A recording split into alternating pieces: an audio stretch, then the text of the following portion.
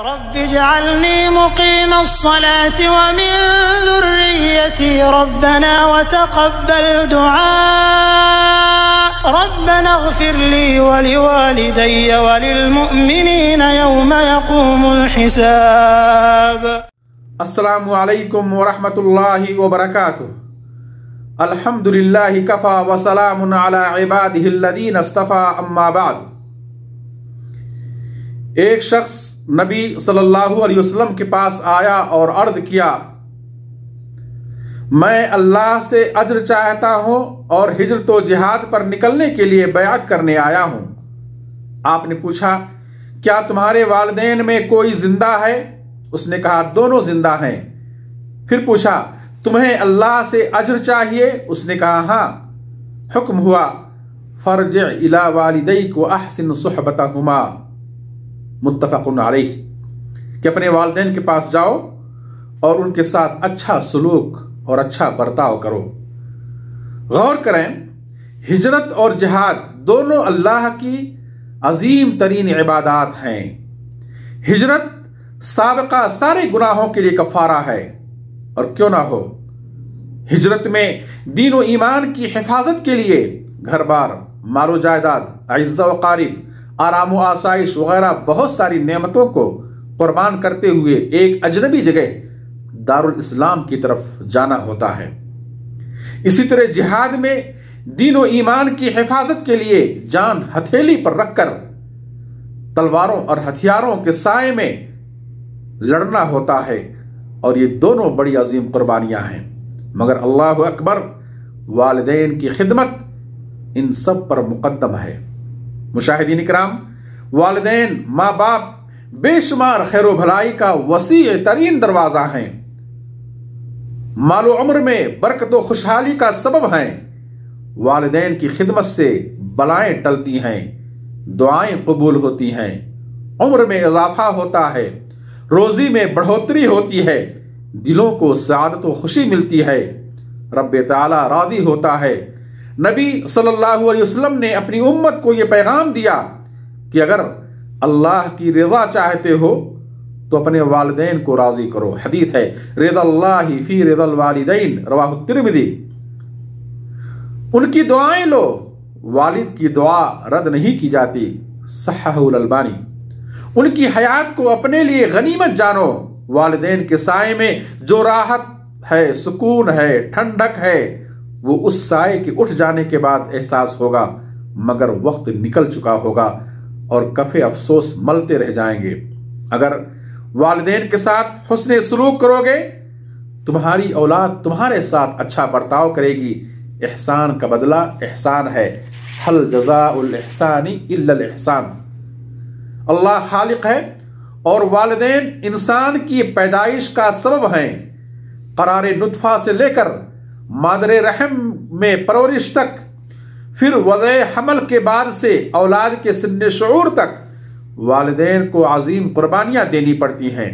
تعلیم و تربیت اور پرورش و پرداخت میں خون و پسینہ بہانا ہوتا ہے. اولاد کی خاطر ہر راحت اور آرام کو تج دینا پڑتا ہے.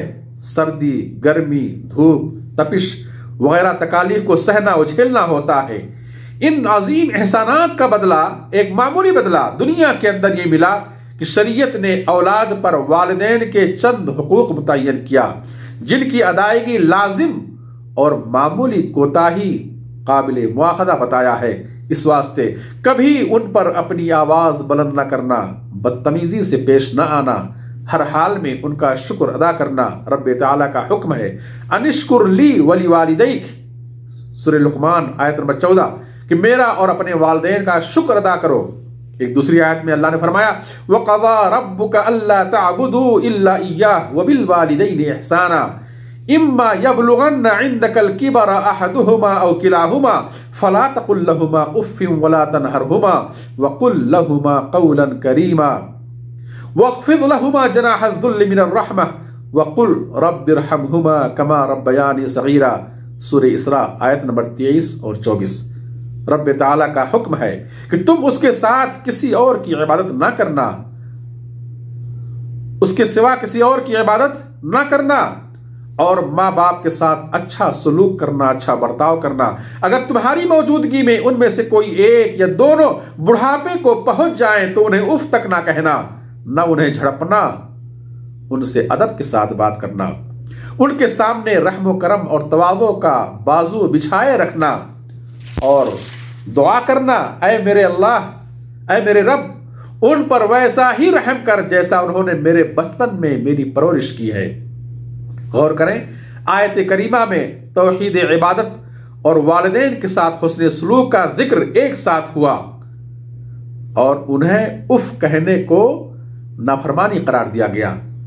والدین کے ساتھ حسن سلوک یہ ہے کہ ان کی ضروریات زندگی پوری کی جائے، ان پر راحت و آرام نچھاور کیا جائے، وقت دیا جائے، ان کی صحت و عافیت کا خیال رکھا جائے۔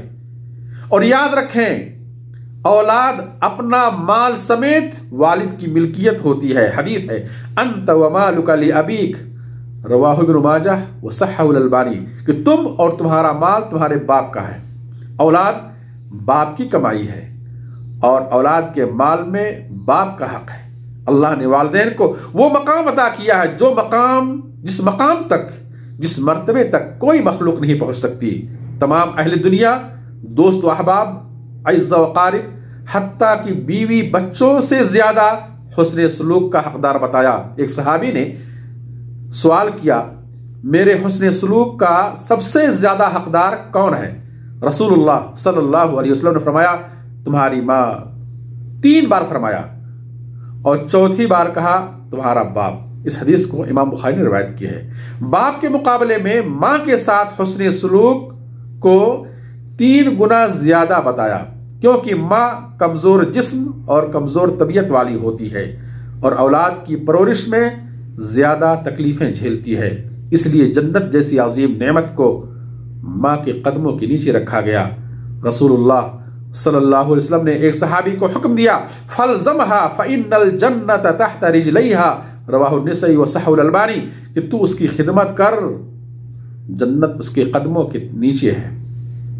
اور باپ جنت کا سب سے عمدہ دروازہ ہے، اس دروازے کی حفاظت کرو، ضائع نہ ہونے دو۔ حدیث ہے الوالد اوسط ابواب الجنہ فإن شئت فأضع ذلك الباب او احفظه، رواہ الترمذی وابن ماجہ بسند صحیح۔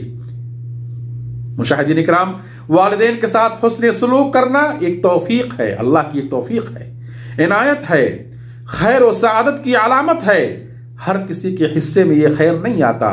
اللہ ہمیں اپنے والدین جو باحیات ہیں ان کی زندگی میں اور جو وفات پا گئے ہیں ان کی وفات کے بعد بھی حسن سلوک کرتے رہنے کی توفیق دے، ہماری خامیوں کوتاہیوں کو معاف کر، آمین۔ وآخر دعوانا ان الحمد للہ رب العالمین، والسلام علیکم ورحمۃ اللہ وبرکاتہ۔